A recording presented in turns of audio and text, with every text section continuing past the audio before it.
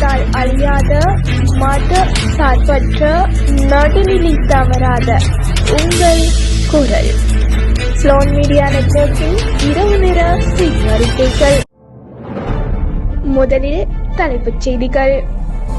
நாட்டில் விதிக்கப்படும் இறக்குமதிக்கு தடை, ஜனாதிபதியின் அதிரடி உத்தரவு. வெளியாகியுள்ள தகவல்.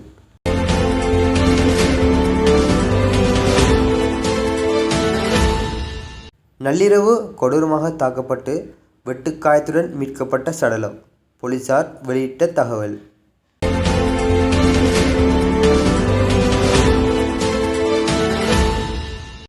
இன்னும் சில மாதங்களில் மாகாண சபை தேர்தல், அரசு தரப்பிலிருந்து வெளியான அறிவிப்பு.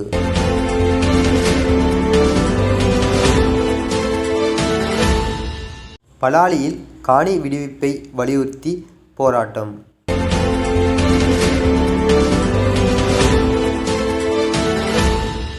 பொதுமக்கள் விழிப்புடன் இருக்கவும், நீர் பாவனையாளர்களுக்கு விடுக்கப்பட்டுள்ள எச்சரிக்கை.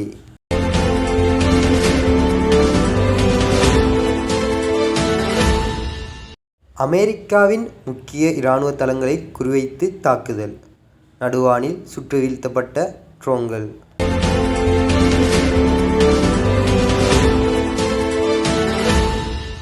மீண்டும் ஆட்டத்தை ஆரம்பித்த அமெரிக்கா, பதற்றத்தில் உலக நாடுகள்.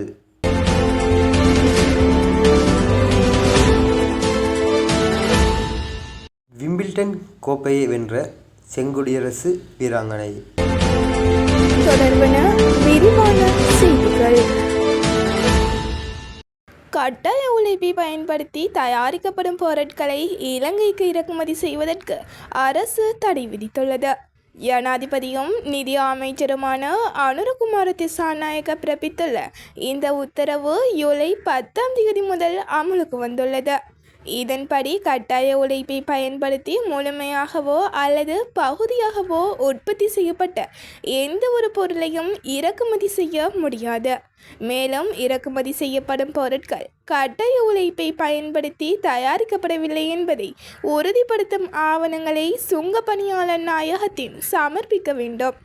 சர்வதேச செயலாளர் அமைப்பின் வழிகாட்டுதல்களுக்கு அமைவாக இந்த ஒழுங்கு விதி எந்த நாடுகள் மற்றும் பொருட்களுக்கு பொருந்தும் என்பது அவ்வப்போது அறிவிக்கப்படும் என தெரிவிக்கப்பட்டுள்ளது.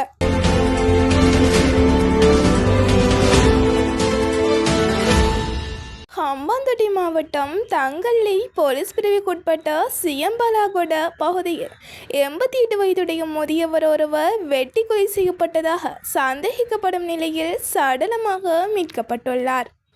உயிரிழந்தவர்கள் கங்கணம் அரசிங்கே தனபால என அடையாளம் காணப்பட்டுள்ளதுடன் அவர் தனது மனைவியுடன் வீட்டில் தனியாக வசித்து வந்ததாக போலீசார் தெரிவித்துள்ளனர். வீட்டின் முன்புறத்தில் உள்ள தண்ணீர் குழாய் அருகே பல வெட்டுக்காயங்களுடன் அவரது சடலம் நேற்றிரவு கண்டெடுக்கப்பட்டுள்ளது. இந்த சம்பவம் தொடர்பாக உயிரிழந்தவர்களின் 48 வயதுடைய இளைய மகன் கைது செய்யப்பட்டுள்ளார். அவர் ஓய்வு பெற்ற கடற்படை வீரர் என்பதுடன் கைது செய்யப்பட்ட போது கடுமையான போதையில் இருந்ததாகவும் போலீசார் தெரிவித்துள்ளனர்.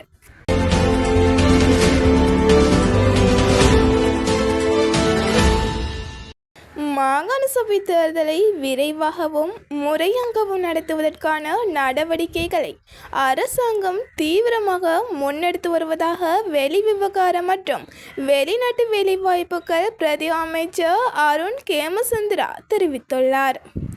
திருகோணமலையில் நேற்று நடைபெற்ற ஊடக சந்திப்பில் அவர் இதனை தெரிவித்தார். மாகாண சபை தேர்தல் தொடர்பாக ஆராய்வதற்காக நியமிக்கப்பட்டுள்ள விசேட குழுவில் தாமும் உறுப்பினராக இருப்பதாக அவர் கூறினார். பெண் நாடாளுமன்ற உறுப்பினர்கள் மற்றும் தேர்தல் ஆணைக்குழு உறுப்பினர்களுடன் பல கட்ட கலந்துரையாடல்கள் நடத்தப்பட்டு அவர்களின் ஆலோசனைகள் மற்றும் முன்மொழிவுகள் பெறப்பட்டுள்ளதாகவும் குறிப்பிட்டுள்ளார். 2015 தொடக்கம் 2019 காலப்பகுதியில் முன்மொழியப்பட்ட புதிய தேர்தல் முறையில் சட்ட சிக்கல்கள் மற்றும் எல்லை நிர்ணய பிரச்சினைகள் தொடர்ந்தும் காணப்படுவதாக அவர் சுட்டிக்காட்டினார்.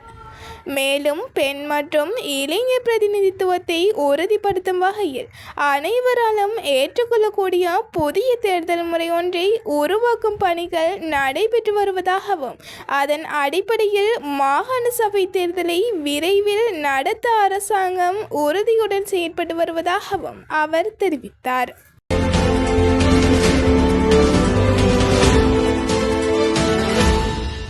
பலாலி மக்கள் தமது காணிகளை விடுவிக்க கோரி பலாலி சந்தையின் இன்று 4வது தடவையாகவும் முன்னெடுக்கப்பட்டது. யுத்தத்தினால் இடம்பெயர்ந்து கடந்த 36 வருடங்களாக காணிகளை இழந்த மக்கள் இராணுவத்தின் வசமுள்ள காணிகளை விடுவிக்குமாறு கோரி குறித்த போராட்டத்தினை முன்னெடுத்துள்ளனர். தமது காணிகளை இராணுவம் விவசாய நடவடிக்கைகள் மற்றும் வர்த்தக நிலையங்களை அமைத்து தமது சொந்த தேவைகளுக்கு பயன்படுத்தி வரும் நிலையில் தான் நீண்ட காலமாக நிலங்கள் வீடுகள் அற்று வாழ்ந்து வருவதாக குறிப்பிட்டனர். இதன்போது கொட்டகை அமைத்து போராட்டத்தை முன்னெடுக்க மக்கள் முயற்சித்த போதும் போலீசார் தடுத்தனர். மக்கள் கொளுத்தும் வெயிலில் தொடர்ந்து தமது போராட்டத்தை முன்னெடுத்து வருகின்றனர்.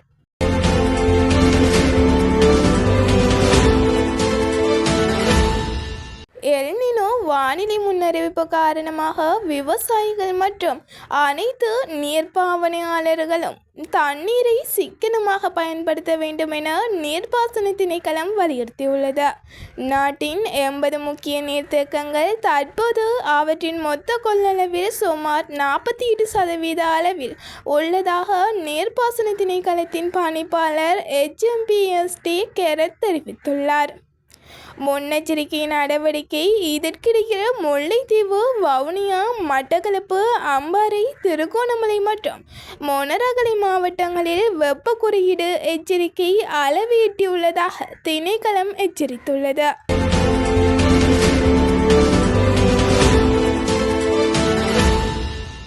ஈரான், ஜோர்டான், குவைத், கத்தார் மற்றும் ஓமானில் உள்ள அமெரிக்க இராணுவ தளங்களை தாக்கியதாக இஸ்லாமிய புரட்சிகர பாதுகாப்பு படை தெரிவித்துள்ளது. ஜோர்டனில் உள்ள அமெரிக்க விமானப்படை தளத்தின் கட்டளை மற்றும் கட்டுப்பாட்டு மையம் MQ-9 ட்ரோன் தளம் உள்ளிட்ட இலக்குகள் அளிக்கப்பட்டதாகவும் ஈரான் கூறியுள்ளது. இதையடுத்து ஐக்கிய அரபு அமீரகம் ஈரானிலிருந்து ஏவப்பட்ட ஏவுகணைகள் மற்றும் ஆளில்லா விமானங்களை தங்களின் வான் பாதுகாப்பு அமைப்பு இடைமறித்து வருவதாக அறிவித்துள்ளது.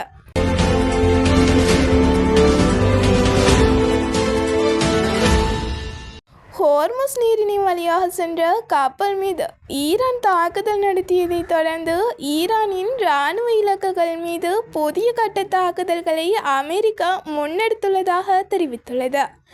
ஈரான் ஹோர்முஸ் நீரிணையை மறு அறிவிப்பு வரை மூடியுள்ளதாகவும் அமெரிக்காவின் ஆக்கிரமிப்புக்கு கடுமையான பதிலடி வழங்கப்படும் என எச்சரித்துள்ளது. இதற்கிடையில் யோர்டானில் உள்ள அமெரிக்க இராணுவ தளத்தை ஈரான் தாக்கியதாகவும் ஐக்கிய அரபு அமீரகம், கத்தார், குவைத் மற்றும் பஹ்ரைன் ஆகிய நாடுகள் ஏவுகணைகள் மற்றும் ட்ரோன் தாக்குதல்களை இடைமறித்ததாகவும் தெரிவிக்கப்பட்டுள்ளது.